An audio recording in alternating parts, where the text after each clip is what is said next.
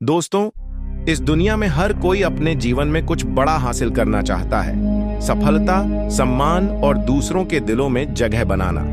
लेकिन क्या आपने कभी सोचा है कि वह कौन सा साधन है जो हमें इस मुकाम तक पहुंचा सकता है?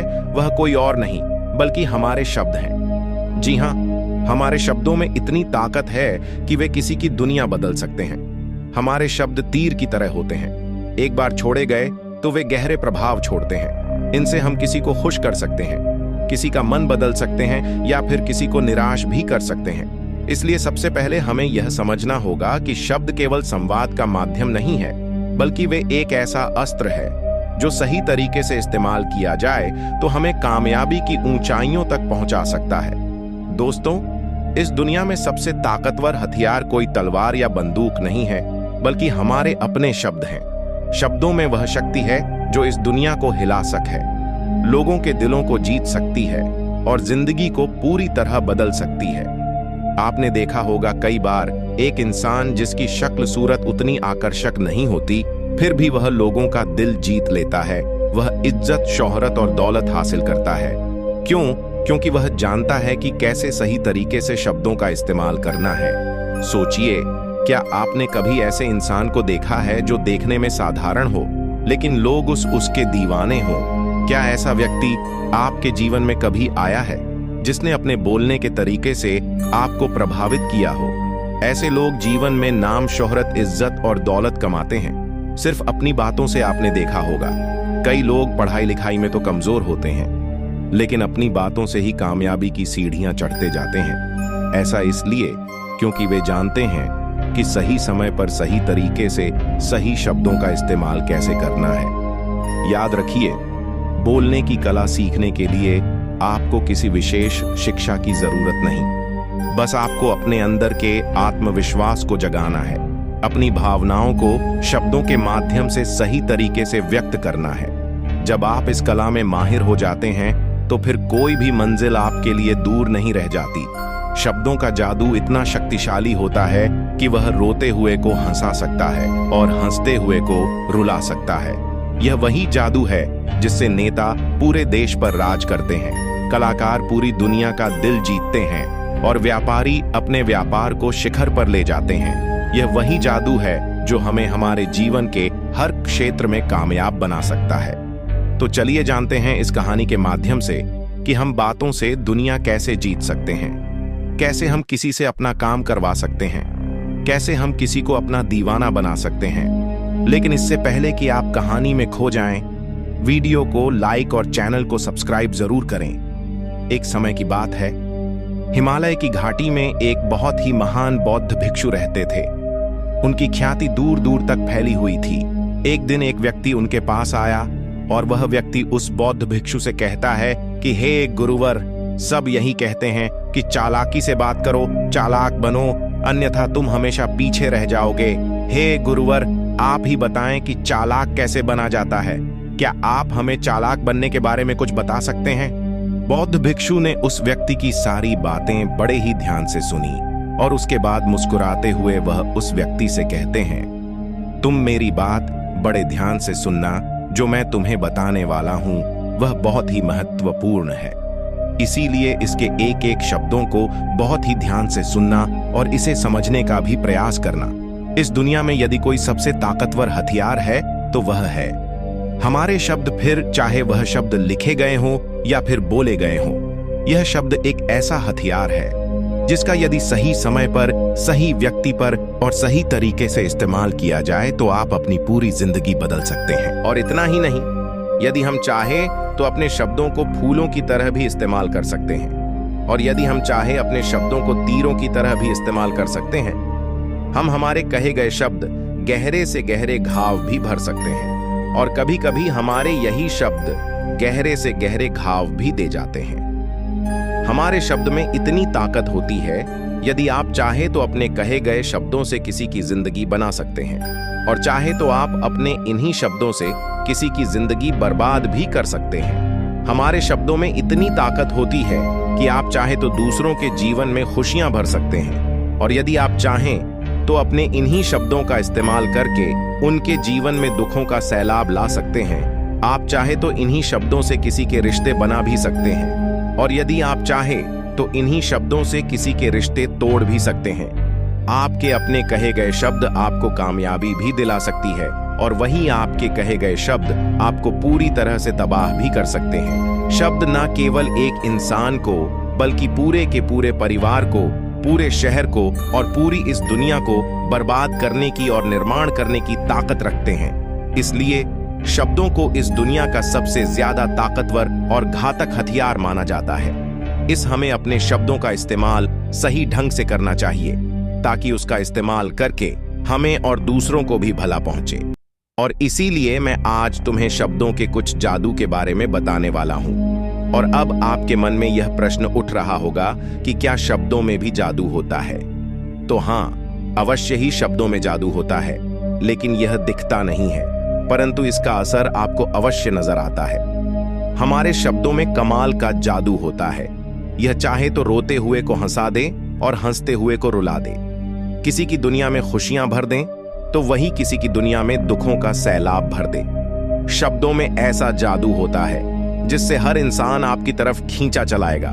जो इंसान शब्दों का जादू जान गया, इस संसार में उससे बड़ा जादूगर और कोई नहीं हो सकता। लोगों से बात करना, उनसे अपने कामों को मनवाना, यह एक कला है, और यह कला आपको सीखनी चाहिए।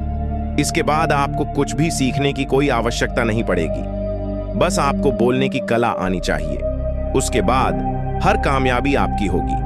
आप जिस इंसान को भी चाहेंगे वह आपकी तरफ आकर्षित होने लगेगा। और यह बोलने की कला सीखने के लिए आपको कोई धन खर्च करने की भी आवश्यकता नहीं है। आपने देखा होगा कि कई लोग बहुत ज्यादा पढ़ाई तो करते हैं, लेकिन उनके पास बोलने की कला नहीं होती, जिस वजह से वह अपने जीवन में कभी सफल नहीं हो पाते। लेकिन आपने वहीं पर कुछ ऐसे भी लोगों को देखा होगा जो पढ़ाई लिखाई में तो बहुत कमजोर रहते हैं, लेकिन बोलने की कला में वह माहिर होते हैं, और वह लोग अपने जीवन में लगातार सफलता की सीढ़ी पर चढ़ते चले जाते हैं, और उन्हें रोकने वाला भी कोई नहीं होता। बोलने की कला सीखना इतना मुश्किल भी नहीं है, बस जरूरत है हमें कुछ आदतों को बदलने की और साथ ही अपने नजरिया में कुछ परिवर्तन लाने की। आप अपने शब्दों की ताकत को कम मत समझना। आपने देखा होगा केवल एक नेता पूरे देश में कैसे राज करता है, और वह भी केवल अपने बोलने की कला से। हमारे शब्दों में इतनी ताकत होती है कि वह अंदर से मरे हुए इंसान में भी फूंक डाल सकती है, उसे एक नई जिंदगी दे सकती है। इसलिए आज हम यही जानने वाले हैं कि अपने शब्दों का इस्तेमाल हम कैसे कर सकते हैं, अपने शब्दों से हम जिंदगी में कामयाबी कैसे हासिल कर सकते हैं, और सभी लोगों को अपने शब्दों से हम अपनी ओर कैसे आकर्षित कर सकते हैं। लेकिन आपको उससे पहले यह 3 महत्वपूर्ण बातों का ध्यान रखना होगा। जब भी आप शब्दों के तीर चलाने के बारे में सोचें, तो सबसे पहले आपको यह सोचना जरूरी है, यह तीर मैं किस पर छोड़ रहा हूं, और यह तीर मैं क्यों छोड़ रहा हूं, और इस तीर का परिणाम क्या होगा। आप तो जानते हैं कि ऊपर वाले ने हमें 2 कान और 1 मुंह दिया है, ताकि हम सुने ज्यादा और बोले कम। और जो लोग कम बोलते हैं, उनकी सोचने और समझने की क्षमता भी अधिक बोलने वालों से कहीं ज्यादा होती है, और वह किसी भी काम में अपना 100% देने में पूरी तरह से समर्थ होते हैं। इसीलिए यदि आप भी जीवन में चालाक बनना चाहते हैं, अपने शब्दों का सही तरीके से इस्तेमाल करना चाहते हैं, तो आपको इन 8 बातों को ध्यान देना होगा। आपको इन 8 बातों को गांठ बांधनी होगी और इन बातों को अपने जीवन में उतारना होगा। और हाँ, एक बात अवश्य ध्यान रखिएगा, चालाकी से बात करने का अर्थ यह भी नहीं होता कि आप स्वार्थी बन जाएं और किसी का गलत फायदा उठाएं। हमें चालाकी से बात करना इसलिए सीखना चाहिए ताकि हम इससे अपना और दूसरों का फायदा कर सके, ना कि हमें किसी का गलत फायदा उठाना चाहिए, और ना ही हमें किसी को फंसाना चाहिए। बल्कि हम जितना भी लोगों से अच्छी तरीके से बात करेंगे, उतना ही लोग हमें पसंद करेंगे, हमारी इज्जत करेंगे, और हमारी बातों को भी वह बड़े ही ध्यान से सुनेंगे। वह हमारी कद्र करेंगे, और लोगों की नजरों में इस समाज में हमारा मान सम्मान और गौरव बढ़ेगा। इसलिए यदि आप इस समाज में रहना चाहते हैं, तो इस समाज के अनुसार आपको सोच समझकर चालाकी से बात करना सीखना होगा। आगे वह बौद्ध भिक्षु उस व्यक्ति को पहली बात बताते हुए कहते हैं कि अपनी बातों को कम से कम शब्दों में व्यक्त करना सीखो, क्योंकि बुद्धिमानी का मतलब होता है कि चीजों को आसान बनाया जाए। यदि आप अपनी बातों को दूसरे व्यक्ति को कम से कम शब्दों में नहीं समझा सकते हैं, तो वह आपकी बात नहीं सुनना चाहेगा। उसे आपकी बातें बोर लगने लगेंगी और वह आपसे दूर भागने लगेगा।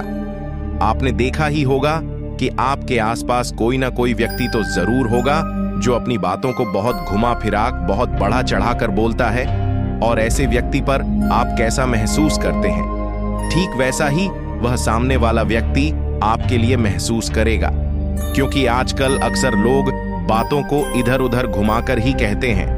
उन्हें सीधी बात करना अच्छा ही नहीं लगता, लेकिन वह यह भूल जाते हैं कि वह अपनी बातों को और भी ज्यादा मुश्किल कर रहे हैं, जिससे उनकी बातों में कोई भी दिलचस्पी नहीं लेता। इसीलिए आपको इस बात का ध्यान जरूर रखना चाहिए कि अपनी बातों को कम से कम शब्दों में लोगों तक पहुंचाएं, और यही बुद्धिमानी है। क्योंकि आजकल के दौर में हर किसी के पास इतना समय नहीं है कि वह आपकी लंबी चौड़ी बातें सुन सके।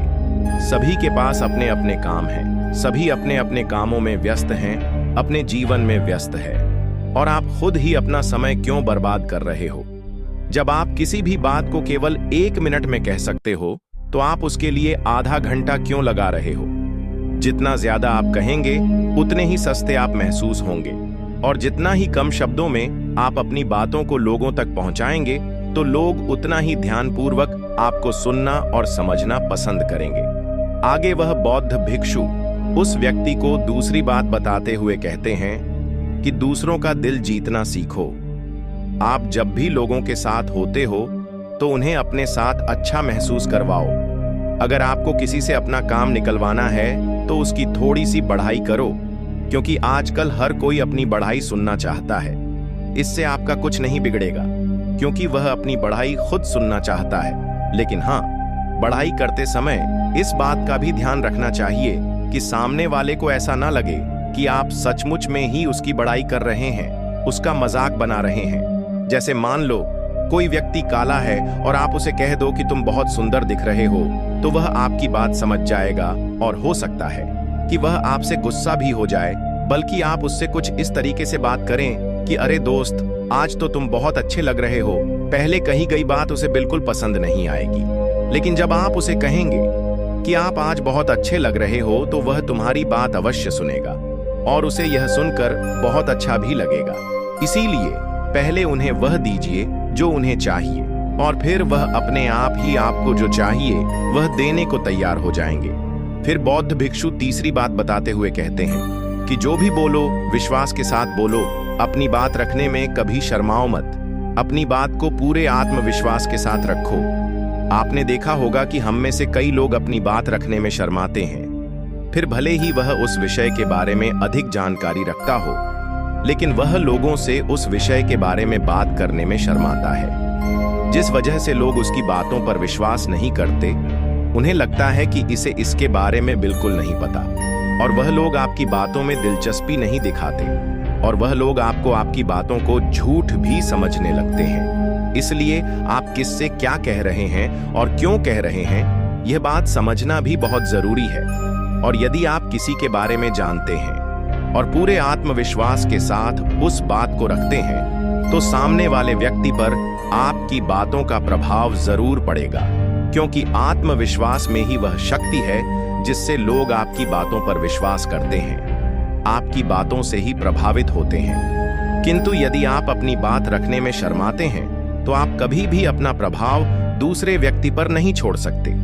इसीलिए जब भी आप किसी से बात कर, तो अपनी बातों को आत्मविश्वास के साथ रखें। आगे वह बौद्ध भिक्षु व्यक्ति को चौथी बात बताते हुए कहते हैं कि अपने शब्दों और अपने वाक्यों में भावनाओं को ढालने की कोशिश करें, क्योंकि जब तक आपके शब्दों में, आपके वाक्यों में भावनाएं नहीं होंगी, तो वह लोगों के दिल तक कैसे पहुंच पाएंगी। और जब आपके शब्दों में, आपके वाक्यों में भावनाएं जुड़ी होती हैं, तो वह आसानी से लोगों के दिल तक पहुंच जाती है। इसीलिए आपको अपनी आवाज को उसी माहौल के हिसाब से रखनी चाहिए।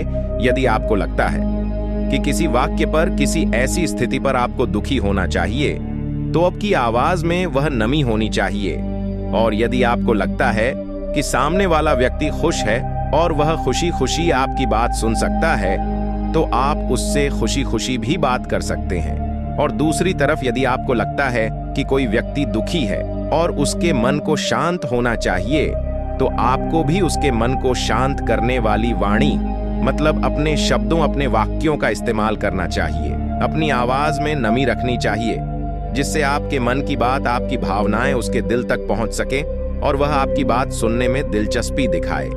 क्योंकि जब आप किसी का दर्द बांटते हैं तो सामने वाले व्यक्ति को बहुत अच्छा लगता है, और ऐसे समय पर आपकी भावनाएं, आपके शब्द और आपके वाक्य ही अधिक महत्व रखते हैं। शब्द वाक्य सब एक ही होते हैं, बस इन्हें बोलने का तरीका अलग अलग होता है। कि जैसे आप अपने पार्टनर से प्रेम से कहते हैं कि मैं तुम्हें कभी नहीं छोड़ूंगा, और वहीं पर अगर आप गुस्से से यही बात कहते हैं, मैं तुम्हें नहीं छोड़ूंगा, तो इन दोनों बातों का मतलब तो एक ही है, लेकिन कहने का तरीका बदल गया है। शब्द तो हर किसी के पास होते हैं, लेकिन सही तरीके से शब्दों का इस्तेमाल करना, यही बुद्धिमानी होती है। जो अपने शब्दों में, अपने वाक्यों में भावनाओं को जोड़ पाता है, वही लोगों के दिल में राज कर पाता है। आगे वह बौद्ध भिक्षु उस व्यक्ति को 5वीं बात बताते हुए कहते हैं कि जब भी तुम किसी व्यक्ति से बात करते हो तो उसकी आंखों में आंखें डालकर बात करो।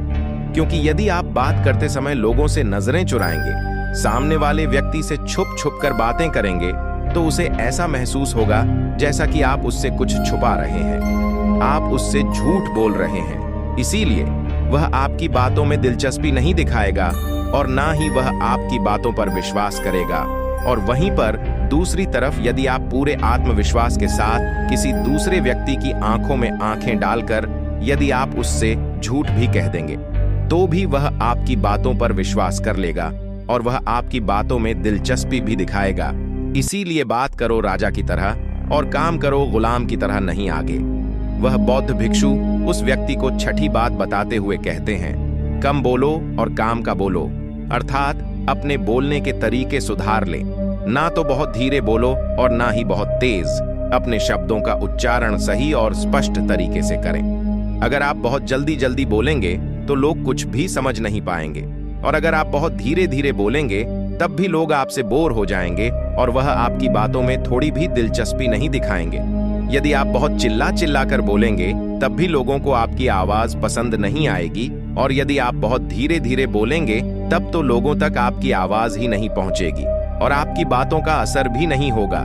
इसीलिए अपनी बातों को साफ और स्पष्ट रखें, अपने शब्दों को साफ और स्पष्ट रखें, ताकि वह लोगों को अच्छी तरह से समझ में आ सके।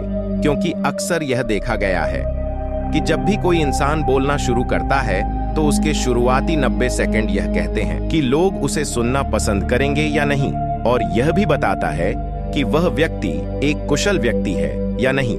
और यदि आप 90 सेकंड तक लोगों को अपनी बातों में रोक सकते हैं, और यदि लोग आपकी बातों में 90 सेकंड तक रुचि लेते हैं, तो इसका अर्थ यही है कि वह लोग आपकी बातों को सुनना चाहते हैं, आपकी बातों को समझ रहे हैं, और वह लोग आपसे जुड़ना भी चाहते हैं। किंतु अक्सर यही देखा गया है कि कुछ लोग बहुत चिल्ला चिल्ला कर कहते हैं और कुछ लोग बहुत धीरे धीरे कहते हैं, जिससे उनके शब्द ही समझ नहीं आते।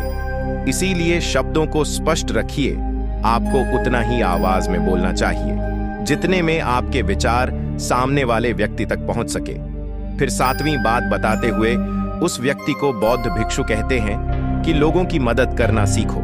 जब भी आप किसी की मदद निस्वार्थ भाव से करते हैं तो सामने वाला व्यक्ति भी आपकी मदद करने के लिए अवश्य ही तत्पर रहेगा। जब भी आपको आवश्यकता होगी वह आपकी मदद अवश्य करेगा, क्योंकि आपने बुरे वक्त पर उसका साथ दिया था, और वह भी बुरे वक्त में आपका साथ देने के लिए हमेशा तैयार रहेगा। आपने अपने घर में अपने बच्चों को तो देखा ही होगा, जिनका मन बिल्कुल साफ होता है, जिनके मन में कोई भी स्वार्थ नहीं होता, और जब उन्हें कुछ चीज चाहिए होता है तो जैसा आप कहते हैं वह बिल्कुल वैसा ही करते हैं। आप कोई भी काम को उनसे कहते हैं तो वह उस काम को तुरंत ही कर देते हैं। इसलिए निस्वार्थ भाव से लोगों की मदद करना सीखो, जिससे आपके मन को भी शांति मिलती है और आप एक सुकून महसूस करते हैं और साथ ही आपके सोचने और समझने की क्षमता भी बढ़ने लगती है। 8वीं और आखिरी बात बताते हुए वह बौद्ध भिक्षु उस व्यक्ति को कहते हैं कि इंसान को सुनने की आदत डालनी चाहिए। आपने यह तो देखा होगा कि जब भी आप कोई बात कर रहे होंगे तो इस बीच में आपके सामने वाला व्यक्ति आपकी बात काटकर आपसे कुछ और ही कहने लगता होगा। और कई लोग तो ऐसे भी होते हैं जो अपनी बातों को खुद तक ही रखते हैं। वह अपनी बातों को ही बढ़ा चढ़ा कर कहते रहते हैं। वह तो दूसरों की सुनना भी नहीं चाहते, लेकिन वह यह भूल जाते हैं कि एक सफल व्यक्ति अधिक से अधिक सुनता है, सोचता है, समझता है और उसके बाद ही वह जवाब देता है, क्योंकि इज्जत उसे ही ज्यादा मिलती है जो पूरी तरह से सुनने के बाद कुछ कहता है। इतना कहकर वह बौद्ध भिक्षु शांत हो गए और वह व्यक्ति उस बौद्ध भिक्षु को धन्यवाद करके वहां से चला गया। तो दोस्तों, उम्मीद है कि आपको को इस कहानी से एक अच्छी सीख मिली होगी। यह कहानी आपको कैसी लगी हमें कमेंट बॉक्स में कमेंट करके जरूर बताएं और साथ ही इस कहानी को अपने दोस्तों के साथ जरूर शेयर करें। कहानी से कुछ सीखने को मिल सके। जय बुद्धाय नमः।